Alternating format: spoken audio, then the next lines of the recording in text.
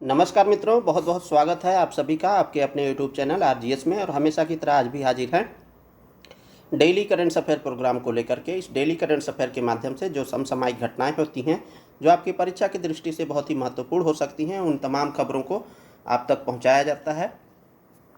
और इसमें एमसीक्यू और व्याख्या के माध्यम से उन खबरों तक पहुँच बनाई जाती है। साथ ही साथ इसमें स्टैटिक पार्ट्स को भी कवर किया जाता है, ताकि जो प्रश्नों की प्रकृति जब आप देखेंगे किसी भी एग्ज़ाम के लिए, तो उसमें जो प्रश्न अभी वर्तमान में पूछे जा रहे हैं, करंट को स्टैटिक से जोड़ करके पूछा जा रहा है।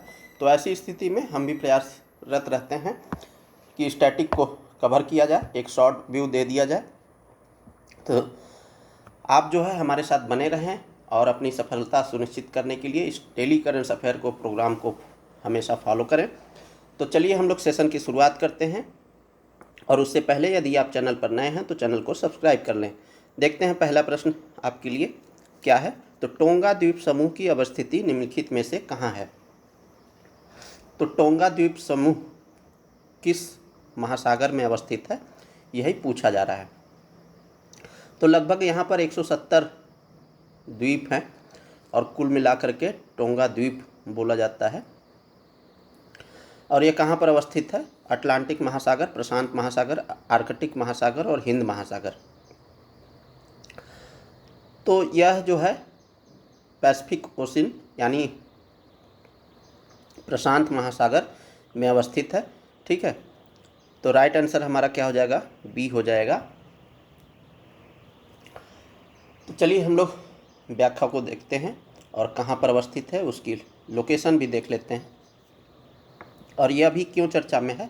तो अभी 14 अगस्त के समय जो है वहाँ पर भूकंप का केंद्र देखा गया, जो कि 10.0 किलोमीटर की गहराई में स्थित था। तो भूकंप जब आता है तो जो मान लीजिए ये प्लेट है या धरती का व्यू है, और जहाँ पर भूकंप आया तो उसको क्या बोलते हैं? हाइपोसेंटर। और जहाँ पर ये 90 डिग्री पर पहली बार पहुँचता है उसे क्या बोलते हैं? एपिसेंटर। तो एपिसेंटर वो स्थान है जहाँ पर भूकंप की तरंगें लंबवत रूप से ऊपर बढ़ते हुए धरती के सतह पर पहुँचती हैं।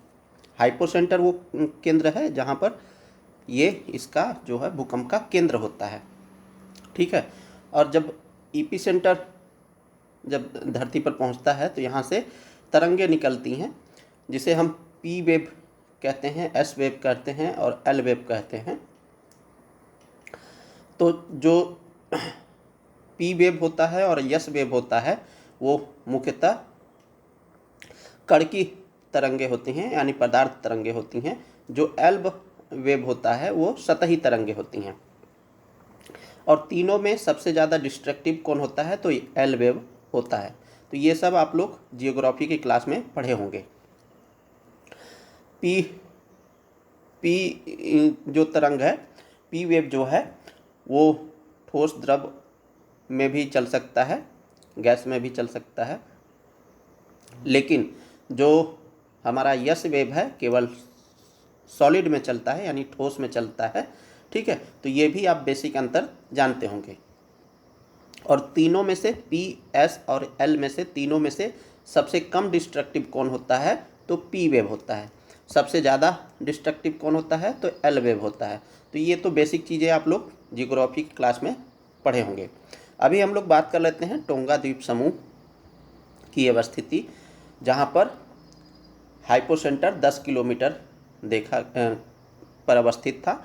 और यह जो है घटना 14 अगस्त को हुई थी, इसीलिए चर्चा में है। तो ये प्रशांत महासागर में अवस्थित है टोंगा द्वीप समूह। तो यहाँ पर भूकंप की तीव्रता रिक्टर पैमाने पर 6.2 मैग्नीट्यूड मापी गई। ठीक है, स्थान क्या था? तो यह भूकंप टोंगा द्वीप समूह क्षेत्र में आया था। कब आया था? तो 14 अगस्त को आया था।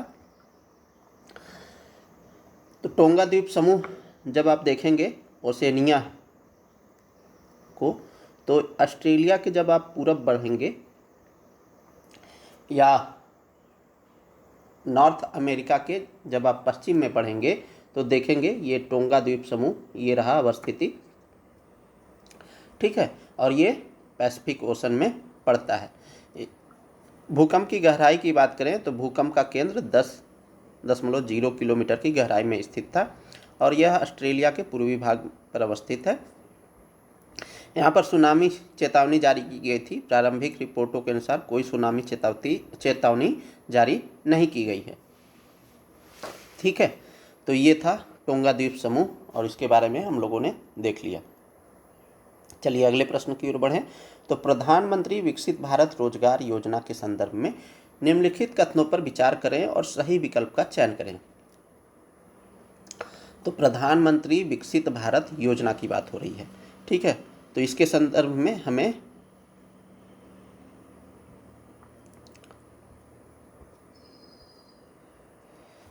विचार करना है और सही विकल्प का चयन करना है। तो पहला स्टेटमेंट कह रहा है यह योजना श्रम एवं रोजगार मंत्रालय के अंतर्गत शुरू की गई है। इस योजना का लक्ष्य 2 वर्षों में 3.5 करोड़ से अधिक रोजगार सृजन को समर्थन प्रदान करना है। दूसरा स्टेटमेंट कह रहा है सरकार कम से कम 6 महीने तक जारी रहने वाले प्रत्येक अतिरिक्त नियोजन के लिए नियोक्ताओं को 2 साल तक प्रतिमाह 3,000 रुपये तक का प्रोत्साहन प्रदान करेगी। नियोक्ता कौन होता है? जो नौकरी देता है, ठीक है। एम्प्लॉय कौन होता है? ठीक है, एम्प्लॉय कौन होता है? तो जो नौकरी लेता है। एम्प्लॉयर कौन होता है? यानी नियोक्ता को ही एम्प्लॉयर बोलते हैं, तो जो नौकरी देता है उसे एम्प्लॉयर बोलते हैं, ठीक है। तो इस संदर्भ में हमें सत्य कथन का चयन करना है। तो ऑप्शन ए कह रहा है केवल 1, ऑप्शन बी कह रहा है केवल 2, ऑप्शन सी कह रहा है 1 और 2 दोनों, ऑप्शन डी ना तो 1 और ना ही 2। तो ये दोनों स्टेटमेंट सही हैं प्रधानमंत्री विकसित भारत रोजगार योजना के संदर्भ में, इसलिए राइट आंसर हमारा सी हो जाएगा। चलिए हम लोग व्याख्या को देखें। तो प्रधानमंत्री विकसित भारत रोजगार योजना, इस योजना के 2 प्रमुख भाग हैं। भाग 1 कहता है पहली बार नौकरी करने वाले कर्मचारियों को सहायता देना। यह कर्मचारी भविष्य निधि संगठन यानी ईपीएफओ के साथ पंजीकृत पहली बार नौकरी करने वाले कर्मचारियों के लिए है। इसमें प्रोत्साहन की बात की गई है। तो 1 महीने के ईपीएफ वेतन को ध्यान में रखते हुए नवनियोजित युवाओं को 2 किस्तों में 15,000 रुपये तक का प्रोत्साहन देना है। पहली किस्त 6 महीने तक की नौकरी के बाद और दूसरी किस्त 12 महीने की नौकरी और कर्मचारी द्वारा वित्तीय साक्षरता कार्यक्रम पूरा करने के बाद दी जाएगी, ठीक है। तो 15,000 रुपये तक का प्रोत्साहन देना है 2 किस्तों में। पात्र कर्मचारी कौन कौन से होंगे? तो 1 लाख रुपये प्रति माह तक वेतन पाने वाले कर्मचारी इस योजना के पात्र होंगे। तो इसका मुख्य लक्ष्य क्या है? बचत को प्रोत्साहित करना। प्रोत्साहन राशि का एक हिस्सा एक निश्चित अवधि के लिए जमा खाते की बचत के रूप में रखा जाएगा। भुगतान कैसे किया जाएगा? तो यह आधार ब्रिज पेमेंट सिस्टम यानी एबीपीएस का उपयोग करते हुए डीबीटी यानी डायरेक्ट बेनिफिट ट्रांसफ़र यानी प्रत्यक्ष लाभ अंतरण के माध्यम से किया जाएगा, ताकि जो लीकेज की समस्या है ना, उससे कम किया जा सके और उसे छुटकारा मिल सके। प्रधानमंत्री ने प्रधानमंत्री विकसित भारत रोजगार योजना की घोषणा की है। यह योजना श्रम एवं रोजगार मंत्रालय के अंतर्गत शुरू की गई है। इस योजना का लक्ष्य 2 वर्षों में 3.5 करोड़ से अधिक रोजगार सृजन को समर्थन प्रदान करना है। इसमें भाग बी की बात करें तो नियोक्ताओं के लिए प्रोत्साहन की बात की गई है। पात्रता क्या है? तो नियोक्ताओं को 1 लाख रुपए तक के वेतन वाले नए कर्मचारियों के संबंध में प्रोत्साहन मिलेगा। प्रोत्साहन भी देना है। सरकार कम से कम 6 महीने तक जारी रहने वाले प्रत्येक अतिरिक्त नियोजन के लिए नियोक्ताओं को 2 साल तक प्रतिमाह 3,000 रुपये तक का प्रोत्साहन प्रदान करेगी। तो ये नियोक्ताओं को देगी, तो इससे क्या होगा? कंपनियां जो है आकर्षित होंगी, लोगों को अपने क्षेत्र में, रोजगार क्षेत्र में रखेंगी अपने कंपनी में, और लोगों को एम्प्लॉयमेंट मिल सकेगा। साथ ही साथ उत्पादन एक्टिविटी भी बढ़ेगी। प्रोत्साहन कितना दिया जा रहा है? तो 3,000 रुपये प्रति माह। विनिर्माण क्षेत्र के लिए प्रोत्साहन तीसरे और चौथे वर्ष तक भी बढ़ाया जाएगा। प्रोत्साहन राशि सीधे पैन लिंक्ड खातों में भेजी जाएगी। चलिए अगले प्रश्न की ओर बढ़ें। तो डिब्रू सैखोवा राष्ट्रीय उद्यान किस राज्य में स्थित है या अवस्थित है? तो डिब्रू सैखोवा पहले भी हम लोगों ने चर्चा कर रखा है ये डिब्रू सैखोवा के बारे में। तो यह किस राज्य में अवस्थित है यही बताना है। ऑप्शन ए कह रहा है Pashchim Bangal, option B Arunachal Pradesh, option C Assam, option D Meghalaya. तो यह असम राज्य में अवस्थित है। तो अभी क्यों चर्चा में है? तो यह यहाँ पर एक अध्ययन किया गया, तो उसमें ग्रासलैंड इनफ्लक्स नामक प्रकाशन किया गया। अर्थ नामक अंतर्राष्ट्रीय पीयर रिव्यूड पत्रिका में प्रकाशित हुआ। तो इस शीर्षक से प्रकाशन हुआ है, वहाँ पर शोध किया गया। उसके बाद ग्रासलैंड इनफ्लक्स का प्रकाशन किया गया है। कहाँ पर किया गया है? पीयर रिव्यूड पत्रिका में प्रकाशन किया गया है। शोधकर्ता संस्थान कौन है? तो बोडोलैंड विश्वविद्यालय है, भारतीय प्राणी सर्वेक्षण है, पुक्योंग नेशनल यूनिवर्सिटी है और दक्षिण कोरिया वीमेंस कॉलेज तिनसुकिया, ये सब शोधकर्ता संस्थानों में शामिल हैं। प्रमुख निष्कर्ष क्या रहा? तो इसमें 2 देसी पौधे हैं, बॉम्बैक्स सीबा यानी सिमलू इसे बोलते हैं, और लैगेस्ट्रोट्रोमिया स्पेसियोसा जिसे अजार बोलते हैं। इन दोनों प्रजातियों ने आक्रामक प्रजाति के साथ मिलकर के घास भूमियों को प्रभावित किया है, इसीलिए यह चर्चा में है। तो बॉम्बैक्स सीबा और लैगेस्ट्रोट्रोमिया स्पेसियोसा, ये जो है आप याद रखिएगा, ये दोनों जो है देसी पौधे हैं और ये आक्रामक प्रजातियों के साथ मिलकर के घास भूमियों को वहाँ पर प्रभावित किए हैं। भूमि उपयोग परिवर्तन विश्लेषण की बात करें तो घास भूमि और अर्ध सदाबहार वनों में लगातार गिरावट देखी गई है। प्रभावित वन्यजीव प्रजातियां कौन कौन सी हैं इस 2 प्रजातियों की वजह से? तो बंगाल फ्लोरिकन, डाग हियर, स्वैम्प ग्रास वेबलर और लगभग 200 जंगली घोड़े जो है प्रभावित हुए हैं। इस रिपोर्ट के अनुसार जो है, इस शीर्षक के अनुसार कुछ सिफारिश भी की गई हैं। तो किस तरीके से वहाँ पर पारिस्थितिक तंत्र को बचाया जाए? तो लक्षित घास भूमि पुनर्प्राप्ति परियोजना चलाया जाए, आक्रामक प्रजातियों पर नियंत्रण पाया जाए और निगरानी और स्टाफिंग में सुधार किया जाए, यानी स्टाफ को बढ़ाया जाए, वन ग्रामों का स्थानांतरण किया जाए, सामुदायिक संरक्षण को बढ़ावा देना कुछ प्रमुख सिफारिशें की गई हैं। चलिए हम लोग अगले प्रश्न की ओर बढ़ते हैं। तो डिब्रू सैखोवा के बारे में थोड़ा सा और देख लेते हैं। डिब्रू सैखोवा राष्ट्रीय उद्यान कहाँ पर अवस्थित है? तो यहाँ पर पारिस्थितिकी संकट की स्थिति उत्पन्न हुई है। ये असम में अवस्थित है। असम के डिब्रूगढ़ और तिनसुकिया जिलों में स्थित है। भारत का एकमात्र स्थल है जहाँ जंगली घोड़े पाए जाते हैं। प्राकृतिक स्वरूप की बात करें तो उद्यान ब्रह्मपुत्र नदी और डिब्रू नदी जो दक्षिण में है और उत्तर में ब्रह्मपुत्र नदी है के बीच द्वीप जैसा भूभाग है। इसके स्थापना की बात करें तो 1995 में डिब्रू और सैखोवा रिजर्व फॉरेस्ट को मिलाकर वन्यजीव अभयारण्य बनाया गया था और 1997 में यूनेस्को द्वारा बायोस्फीयर रिजर्व घोषित किया गया था। उसके बाद 1999 में इसे राष्ट्रीय उद्यान घोषित किया गया था। तो राष्ट्रीय उद्यान कब घोषित किया गया था? 1999 में। प्रमुख खतरा क्या है यहाँ पर? तो बार बार आने वाली ब्रह्मपुत्र की बाढ़ें यहाँ पर प्रमुख खतरा का कारण बनती हैं। मानव जनित दबाव यानी वन ग्रामों की उपस्थिति भी एक खतरा का कारण है और घास भूमि का क्षय और वनों का क्षय जो है ये भी खतरा का कारण है। अगले प्रश्न की ओर बढ़ें।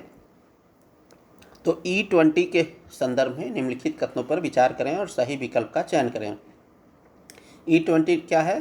तो इथेनॉल है और इथेनॉल का जो है पेट्रोल में मिलाया जाना E20 नाम से संदर्भित करता है। तो पेट्रोल में जो है 20% इथेनॉल मिलाने का लक्ष्य रखा गया था गवर्नमेंट द्वारा, उसी से संबंधित यह प्रश्न है। तो पहला स्टेटमेंट कह रहा है इसे 2003 में शुरू किया गया था, जिसका उद्देश्य पेट्रोल में एथेनॉल मिश्रण को बढ़ावा देना है। इसका लक्ष्य 2025-26 तक पेट्रोल में 20% एथेनॉल मिश्रण का लक्ष्य प्राप्त करना है। बताना क्या है, हमें सही विकल्प का चयन करना है। तो इस संदर्भ में दोनों स्टेटमेंट सही हैं, इसलिए राइट आंसर सी हो जाएगा। और अभी जो है क्यों चर्चा में है यह शुरू तो 2003 में किया गया था और लक्ष्य क्या था 25-26 में 20% जो है इथेनॉल मिश्रण का था पेट्रोल में, और यह लक्ष्य जो है 2030 तक निर्धारित किया गया था, लेकिन 5 साल पहले ही भारत ने इसे हासिल कर लिया है। और चर्चा में रहने का प्रमुख कारण क्या है, तो अभी जो है कुछ रिपोर्टें आई हैं, उसमें बताया गया है कि जो इथेनॉल मिश्रित पेट्रोल है उससे गाड़ियों को नुकसान होगा। तो गवर्नमेंट अपना स्पष्टीकरण दी है। बहरहाल हम लोग E20 के बारे में देखेंगे क्या है। चलिए हम लोग व्याख्या की ओर देखें। तो पूरे देश में E20 लागू होने से उपभोक्ताओं में चिंताएं बढ़ गई है। केंद्र सरकार ने अप्रैल 2025 से वाहनों में पेट्रोल में 20% एथेनॉल मिश्रण कार्यक्रम लागू करना शुरू कर दिया है। वाहन मालिक अपने पुराने वाहनों पर इस मिश्रित ईंधन के प्रभाव और रख रखाव लागत में संभावित बढ़ोतरी को लेकर के चिंतित है, इसीलिए चर्चा में है। तो अप्रैल 2025 से अनिवार्य रूप से लागू हो गया था। केंद्रीय पेट्रोलियम एवं प्राकृतिक गैस मंत्रालय ने स्पष्ट किया है कि E20 हाई ऑक्टेन रेटिंग के कारण वाहन के प्रदर्शन को बेहतर बनाता है। तो ऑक्टेन रेटिंग क्या है, जो पेट्रोल की दहन क्षमता है ना, उसे बोलते हैं ऑक्टेन रेटिंग। ठीक है, यानी कितना ऊष्मा वो पैदा कर रहा है, हीट उत्पन्न कर रहा है, उसी को बोलते हैं ऑक्टेन रेटिंग। एक सुना होगा आप लोगों ने C10 के बारे में। तो C10 डीजल से संबंधित है और ऑक्टेन नंबर जो है पेट्रोल के बर्निंग से संबंधित है। ईंधन दक्षता में किसी भी तरह की कमी अक्सर अन्य कारकों से होती है। मंत्रालय ने वाहन पर प्रभाव एवं वाहनों के बीमा कवरेज को लेकर जनता को आश्वस्त किया है।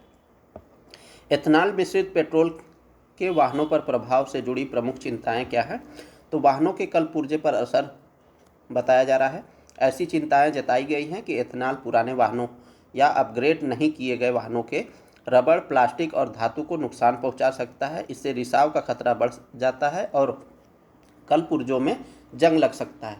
ईंधन को लेकर चिंताएं भी व्यक्त की गई हैं। एथेनॉल में पानी सोखने और फेज सेपरेशन का खतरा होता है। इससे वाहन के जाम होने और फ्यूल सिस्टम के विफल होने का खतरा बढ़ता है।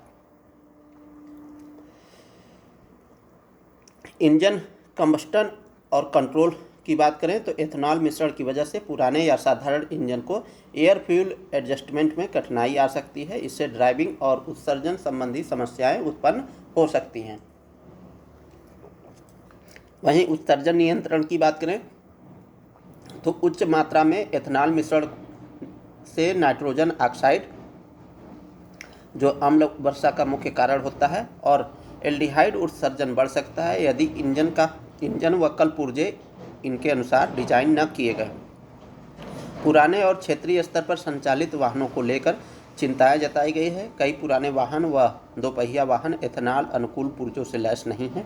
ऐसे में उच्च मात्रा वाले एथेनॉल मिश्रण की वजह से उनका संचालन प्रभावित हो सकता है। तो ये कुछ प्रमुख चिंताएं थी। अब हम लोग देख लेते हैं एथेनॉल मिश्रण पेट्रोल कार्यक्रम के बारे में। तो शुरुआत कब की गई थी, प्रश्न में पूछा गया था 2003 में। तो ये 2003 में शुरुआत की गई थी और इसका उद्देश्य क्या था, तो पेट्रोल में एथेनॉल मिश्रण को बढ़ावा देना। कार्यान्वयन कौन सा मंत्रालय करता है, तो केंद्रीय पेट्रोलियम एवं प्राकृतिक गैस मंत्रालय जो है इसका कार्यान्वयन मंत्रालय है। लक्ष्य क्या था, 2025-26 तक पेट्रोल में 20% एथेनॉल मिश्रण का लक्ष्य प्राप्त करना था। पहले यह लक्ष्य की तिथि 2030 थी और भारत ने 2025 में ही यह लक्ष्य प्राप्त कर लिया है, 5 वर्ष पहले ही। भारत में पेट्रोल में एथेनॉल मिश्रण संधारणीय ऊर्जा की दिशा में प्रगति हुई है।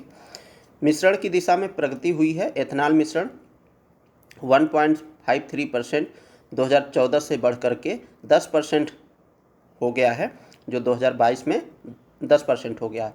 लक्ष्य निर्धारित समय से 5 महीने पहले ही प्राप्त कर लिया गया है, जो कि पहले 30 था और 25 में ही प्राप्त कर लिया गया है। लक्ष्य प्राप्ति की बात करें तो पेट्रोल में 20% एथेनॉल मिश्रण का लक्ष्य निर्धारित समय से 5 साल पहले ही हासिल कर लिया गया है। पर्यावरण पर प्रभाव और आर्थिक लाभ की बात करें तो 1.4 लाख करोड़ रुपए से अधिक की विदेशी मुद्रा की बचत हुई है। जो हम लोग आयातित निर्भरता जो होती है ना, उसे कम करना इसका मुख्य लक्ष्य है। जैसे वैश्विक बाजार में तेल के भाव उतरते रहते हैं, चढ़ते रहते हैं, और ज़्यादातर देखेंगे तो आप जो है चढ़ते ही रहते हैं, और जब तेल संकट आता है तो उस दौरान अधिक बढ़ जाते हैं। तो क्रूड ऑयल की निर्भरता को कम करना, इससे क्या होगा कि हमारा जो है विदेशी मुद्रा की भी बचत होगी, यानी फॉरेक्स रिजर्व भी हमारा बचेगा, और ग्रीन हाउस गैस उत्सर्जन कम हुआ है और कच्चे तेल का आयात भी कम हुआ है। 1.4 लाख करोड़ रुपए विदेशी मुद्रा की बचत हुई है। ठीक है, ग्रीन हाउस गैस उत्सर्जन कम हुआ है और कच्चा तेल का आयात भी कम हुआ है। एथेनॉल उत्पादन हेतु फीड स्टॉक यानी कच्चे माल का विविधीकरण किया गया है। मक्का से उत्पादित एथेनॉल की आपूर्ति 2021-22 की 0% से बढ़ करके अब 42% हो गई है। 2021-22 में 0% था मक्का उत्पादित एथेनॉल, ठीक है, अब जो है 42% हो गया है। चलिए अगले प्रश्न की ओर बढ़ें। तो PELv1 वायरस किससे संक्रमित करता है? तो कौन सा वायरस है? PELv1 वायरस किसे संक्रमित करता है, यही हमें बताना है। तो शैवाल को संक्रमित करता है, प्लवक को संक्रमित करता है, मछली को संक्रमित करता है और कोरल को संक्रमित करता है।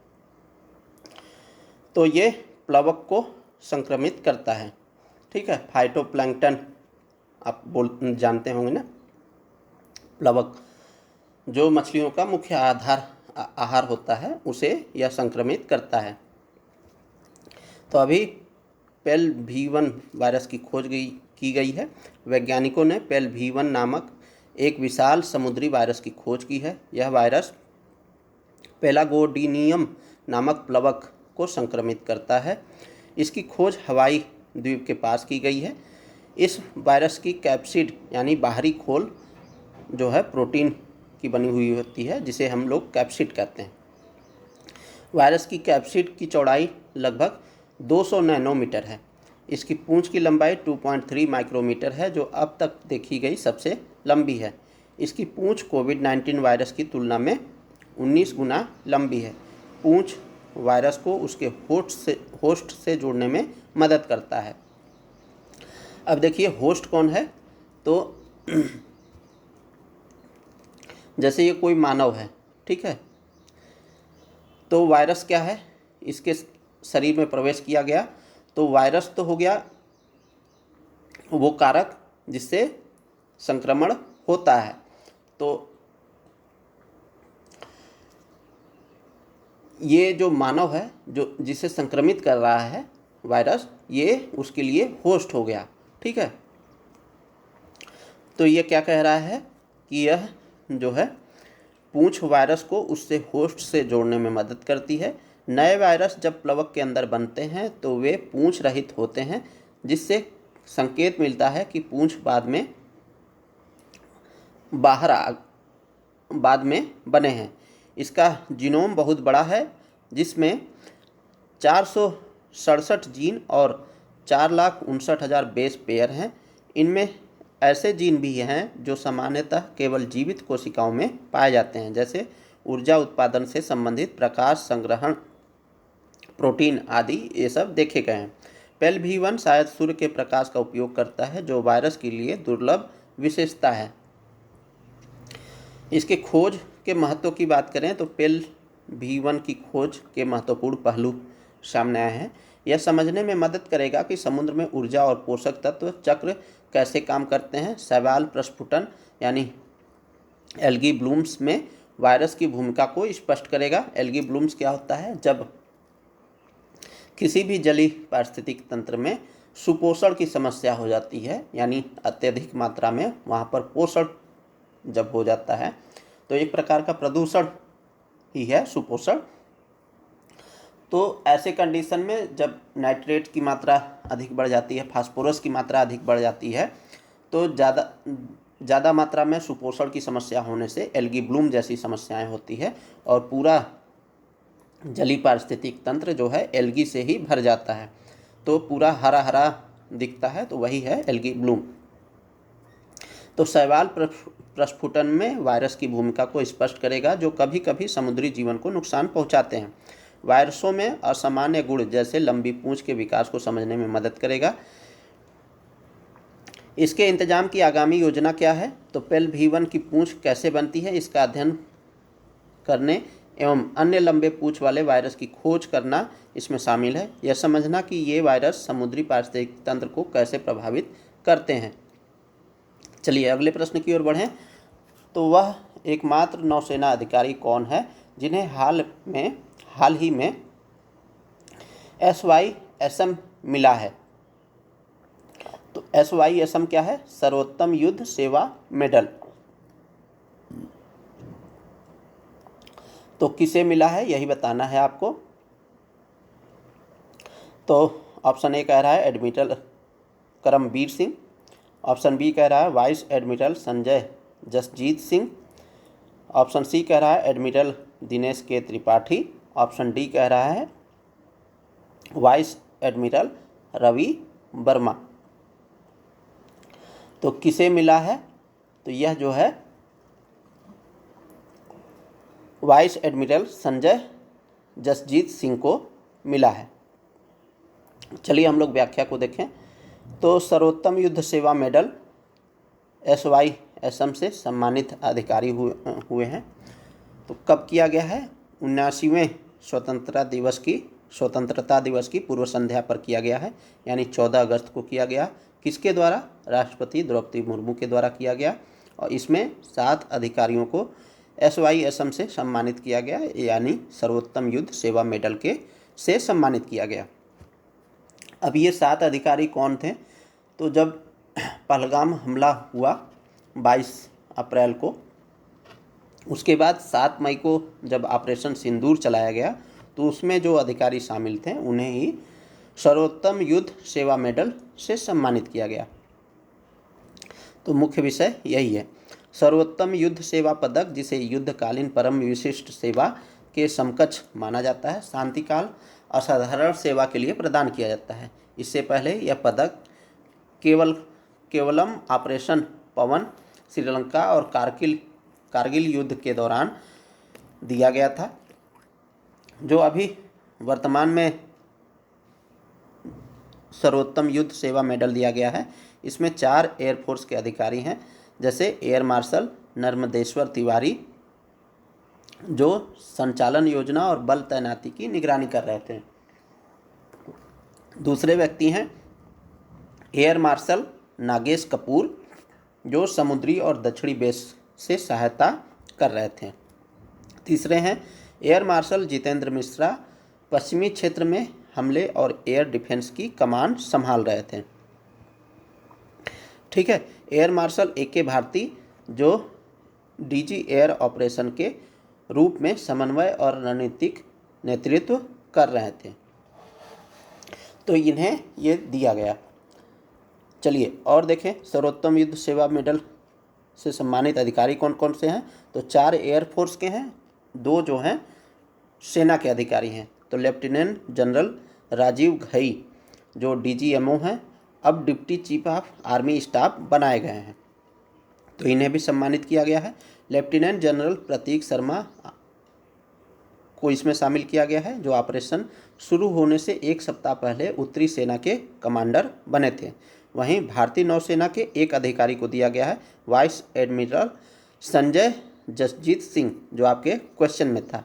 तो इन्हें सेवानिवृत्ति के बाद दिया गया है। ये वेस्टर्न नेवल कमांड के flag officer commanding in chief थे। तो इन 7 व्यक्तियों को यह पुरस्कार दिया गया है। सर्वोत्तम युद्ध सेवा मेडल। चलिए अगले प्रश्न की ओर बढ़ें। तो जीएसटी परिषद के संदर्भ में निम्नलिखित कथनों पर विचार करें और सही विकल्प का चयन करें। तो पहला स्टेटमेंट कह रहा है संविधान का अनुच्छेद 246A संसद और राज्य विधानसभाओं दोनों को जीएसटी पर कानून बनाने की एक साथ शक्ति देता है तथा परिषद की सिफारिशें संघ एवं राज्यों को शामिल करने वाली वार्ता का परिणाम है। दूसरा स्टेटमेंट कह रहा है जीएसटी परिषद केंद्र और राज्यों का एक संयुक्त मंच है। इसे राष्ट्रपति द्वारा संशोधित संविधान के अनुच्छेद 279A सब क्लाज 1 के अनुसार स्थापित किया गया था। तो देखिए मामला तो है 2016 का, जब ये संविधान संशोधन आया था। 101वां संविधान संशोधन 2016 के माध्यम से जीएसटी परिषद वगैरह को लाया गया था और इसमें संशोधन किया गया था 279 में, ठीक है। लेकिन ये अभी क्यों चर्चा में है? तो अभी इसलिए चर्चा में है कि जो जीएसटी परिषद की जो मीटिंग हो रही है उसमें निर्णय लिया जा रहा है कि जो सिन टैक्स है उसे 40% करने का प्रावधान किया जा रहा है और जो टैक्स के स्लैब हैं वो जीएसटी के उसे कम करने की बात हो रही है। तो इसीलिए यह चर्चा में है। तो सिन टैक्स क्या होता है उसे भी हम लोग देख लेंगे और कौन कौन से टैक्सेस को कम करने की बात हो रही है वो भी हम लोग देख लेंगे। बहरहाल हम लोग पहले प्रश्न की ओर बढ़ते हैं। तो जीएसटी परिषद के संदर्भ में निम्नलिखित कथनों पर विचार कीजिए। तो संसद को ये अधिकार है कि वो जो है आर्टिकल 246A का जो है उपयोग करते हुए राज्य विधानसभाओं दोनों को जीएसटी पर कानून बनाने की एक साथ शक्ति देता है। यानी संसद भी कानून बना सकता है और राज्य की विधानसभाएं भी बना सकती हैं तथा परिषद की सिफारिशें संघ एवं राज्यों को शामिल करने वाली वार्ता का परिणाम है। जीएसटी परिषद जो है एक केंद्र और राज्यों का एक संयुक्त मंच है और इसे राष्ट्रपति के द्वारा संशोधित संविधान के अनुच्छेद 279A सब क्लाज 1 के अनुसार स्थापित किया गया था। तो ये भी स्टेटमेंट सही है, हमें सही ही बताना है, तो इसलिए राइट आंसर हमारा सी हो जाएगा। चलिए हम लोग व्याख्या की ओर देखें। तो ये देखिए फाइनेंशियल एक्सप्रेस का जो है इंडियन एक्सप्रेस का ये न्यूज़ है कि जीएसटी रीस्ट्रक्चरिंग में lead to 40% sin tax on online gaming, luxury cars and cigarettes and more, यानी 40% सिन टैक्स लगाने की बात हो रही है। तो सिन टैक्स क्या होता है ये भी हम लोग देखेंगे। तो सबसे पहले हम लोग जीएसटी के बारे में देख लेते हैं। तो जीएसटी को 101वें संविधान संशोधन अधिनियम 2016 के माध्यम से पेश किया गया था। तो ये सभी को आप लोगों को पता होगा। यह देश के सबसे बड़े अप्रत्यक्ष कर सुधारों में से एक है, यानी इनडायरेक्ट टैक्स है, ठीक है। जो हम लोग जीएसटी पे करते हैं वो इनडायरेक्ट टैक्सेस है।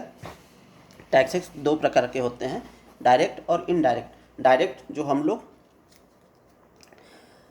स्वयं पे करते हैं, यानी जिसके ऊपर लगा हो, करारोपित हो, वो स्वयं ही उसे पे करे तो उसे डायरेक्ट टैक्स कहते हैं।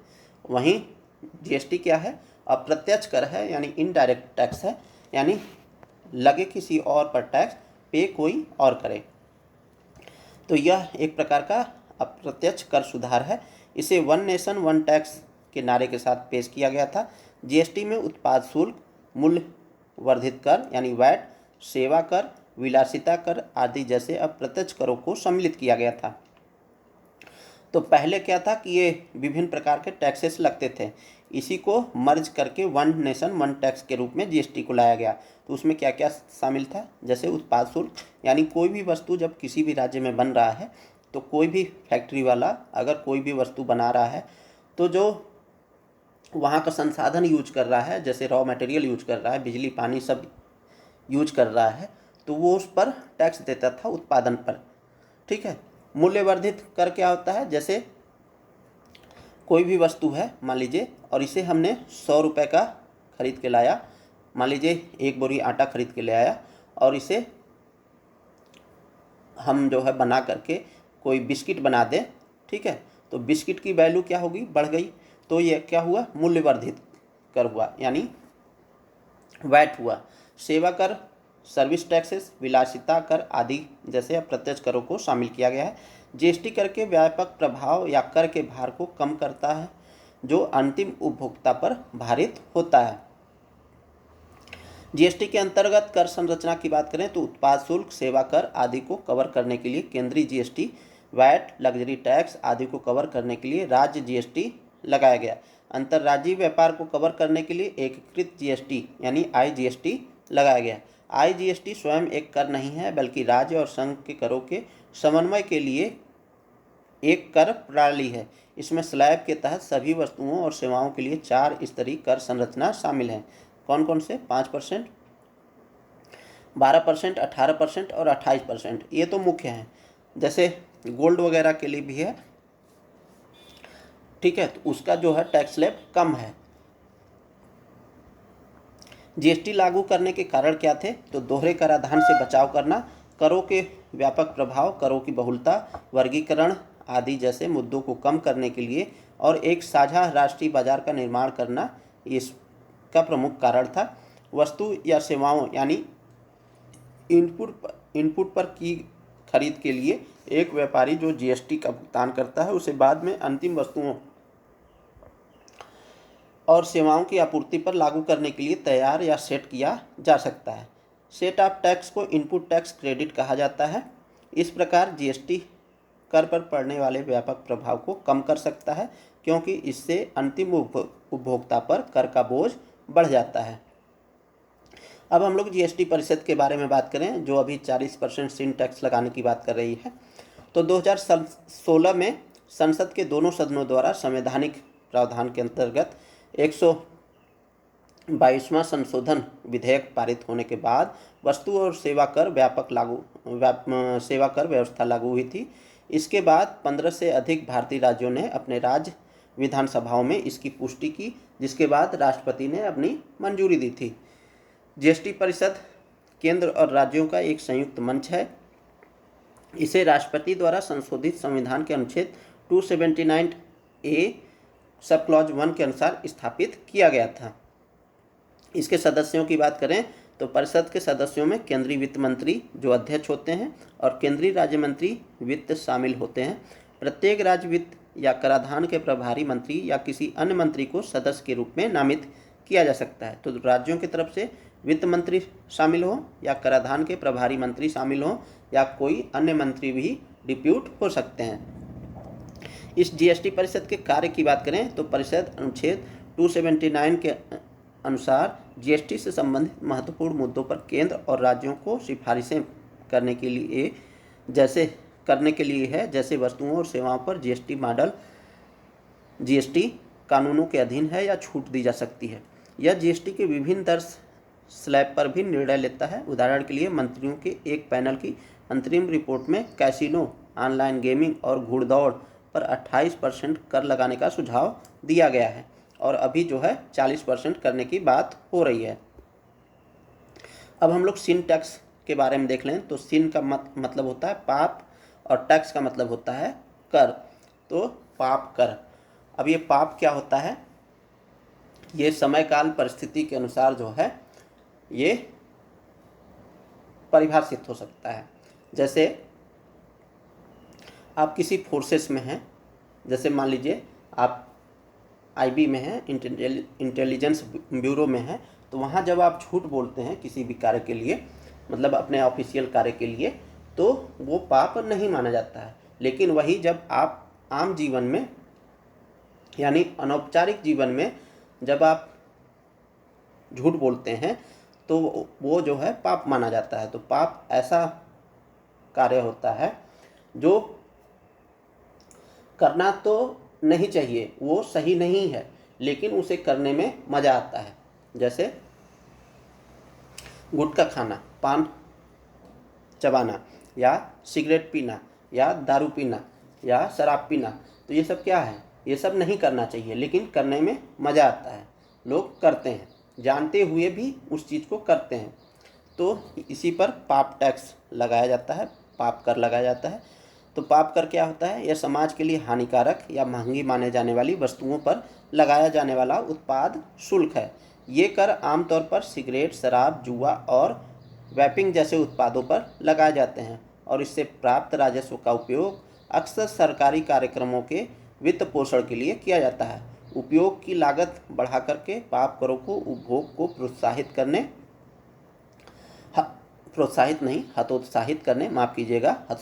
करने और जन कल्याण के लिए अतिरिक्त राजस्व प्रदान करने के लिए डिजाइन किया गया है। जैसे मान लीजिए एक गुटखा है, ठीक है, ये पहले 10 रुपये में था, ठीक है। अब पाप कर अगर मान लीजिए 40% लग गया तो इसका मूल्य क्या हो जाएगा? 1.4 यानी कुछ रुपए बढ़ जाएंगे, लगभग 14 रुपये हो जाएंगे। तो ये पहले ये 10 रुपये का था, अब ये 14 रुपये का हो गया। तो क्या होगा कि लोग जो है इसको उपयोग करने में सोचेंगे कि यार हम करें या ना करें, ठीक है। तो इसी को बोलते हैं पाप कर। चलिए अगले प्रश्न की ओर बढ़ें। तो डीप ओशन मिशन किस मंत्रालय द्वारा शुरू किया गया था? ये प्रश्न है। तो अभी डीप ओशन मिशन क्यों चर्चा में है? तो अभी लाल किले के प्राचीर से जब प्रधानमंत्री जी झंडारोहण किए, ठीक है, 15 अगस्त के दिन, तो उन्होंने डीप ओशन मिशन का जिक्र किया था और इसीलिए यह चर्चा में है। तो डीप ओशन मिशन किस मंत्रालय द्वारा शुरू किया गया था, ये आपको बताना है और इसकी शुरुआत 2021 में की गई थी। तो पहला ऑप्शन है पर्यावरण, वन और जलवायु परिवर्तन मंत्रालय। ऑप्शन बी कह रहा है पृथ्वी विज्ञान मंत्रालय। ऑप्शन सी कह रहा है रक्षा मंत्रालय और ऑप्शन डी कह रहा है विज्ञान और प्रौद्योगिकी मंत्रालय। तो यह जो है पृथ्वी विज्ञान मंत्रालय द्वारा शुरू किया गया था और यह डीप ओशन मिशन 7 सितंबर 2021 को शुरू किया गया था, ठीक है। चलिए हम लोग व्याख्या को देखें। तो अभी जो है 15 अगस्त को डीप ओशन मिशन का जिक्र किया मोदी जी ने। तो 7 सितंबर 2021 को पृथ्वी विज्ञान मंत्रालय द्वारा लॉन्च किया गया था। इसका लक्ष्य क्या है? तो गहरे समुद्र की जैविक और अजैविक संपदा का अन्वेषण एवं सतत उपयोग के लिए प्रौद्योगिकियां विकसित करना है। यानी जो समुद्र में, गहरे समुद्र में जो भी जैविक रूप से और अजैविक रूप से संपदा है, संसाधन हैं, उन्हें ढूंढना, उनका अन्वेषण करना, ठीक है, और सतत उपयोग के लिए प्रौद्योगिकियां विकसित करना, ये इसका लक्ष्य है। उद्देश्य क्या है? तो भारत की ब्लू इकोनॉमी को मजबूत करना है, जो मछली पालन, समुद्री परिवहन, जैव प्रौद्योगिकी और पर्यटन जैसी समुद्र आधारित उद्योगों को शामिल करता है। वित्तीय निवेश की बात करें तो कुल जो है 4077 करोड़ का निवेश 5 वर्षों में करना है। तो ये वित्तीय निवेश की बात है। वैश्विक परिप्रेक्ष्य की बात करें तो 2021 से 2030 को संयुक्त राष्ट्र ने सतत विकास के लिए महासागर विज्ञान का दशक घोषित किया है। तो किसने किया है सतत विकास के लिए महासागर विज्ञान का दशक? तो संयुक्त राष्ट्र ने किया है, यूएन ने किया है। कब से कब तक? 2021 से 2030 तक, ठीक है। तो अभी हम 2025 में हैं और 5 साल आगे तक रहेगा, यानी 10 वर्षों का ये दशक है। कौन सा? सतत विकास के लिए महासागर विज्ञान का दशक। भौगोलिक बढ़त की बात करें तो भारत के पास 9 तटीय राज्य और 1382 द्वीप हैं, जो इसे महासागरीय संसाधनों के उपयोग में रणनीतिक लाभ प्रदान करते हैं। राष्ट्रीय विकास में भूमिका की बात करें तो न्यू इंडिया @ 2030 विजन में ब्लू इकोनॉमी को 10 प्रमुख विकास क्षेत्रों में शामिल किया गया है। एक लक्ष्य रखा गया है समुद्री उद्योगों को 100 अरब से अधिक का उत्पाद बेचना है। तो ये कुछ प्रमुख लक्ष्य है। यहाँ पर समुद्रयान परियोजनाएं भी चलाई जा रही हैं। डीप ओशन मिशन के अंतर्गत यह भारत की पहली मानवयुक्त पनडुब्बी परियोजना है। मानवयुक्त सबमर्सिबल भी संचालित किया जा रहा है। तो भारत का पहला मानवयुक्त सबमर्सिबल मैट्सया 6000 विकसित किया जा रहा है। और अभूतपूर्व गोताखोरी भी की जा रही है। अगस्त 2025 में एक्वानॉट्स कमांडर जतिंदर पाल सिंह और राजू रमेश ने पहली बार 5000 मीटर गहराई तक डुबकी लगाई थी। और यहाँ पर खनिज संग्रहण की बात करें तो अंडमान सागर में 1173 मीटर की गहराई से 100 किलोमीटर से अधिक कोबाल्ट युक्त बहुधात्विक नोड्यूल एकत्र किए गए हैं। तो ये कुछ उपलब्धियां हैं डीप ओशन मिशन के तहत, ठीक है, जिसे 7 सितंबर 2021 में लॉन्च किया गया था। और इसका नोडल मंत्रालय कौन है? पृथ्वी विज्ञान मंत्रालय। तो ये था दोस्तों आज के लिए डेली करंट अफेयर का प्रोग्राम। उम्मीद करते हैं आप लोग इस डेली करंट अफेयर के माध्यम से अपनी तैयारी को गति दे रहे होंगे और हमारे साथ बने रहिए। इसके लिए ज़रूरी हो जाता है कि आप चैनल को सब्सक्राइब कर लें और अन्य लोगों तक भी शेयर कर दें ताकि ज़्यादा से ज़्यादा लोगों तक ये चैनल पहुँचे। तो चलिए इन्हीं सब बातों के साथ मिलते हैं किसी अन्य वीडियो में। तब तक के लिए बहुत बहुत धन्यवाद, बहुत बहुत शुक्रिया। जय हिंद दोस्तों।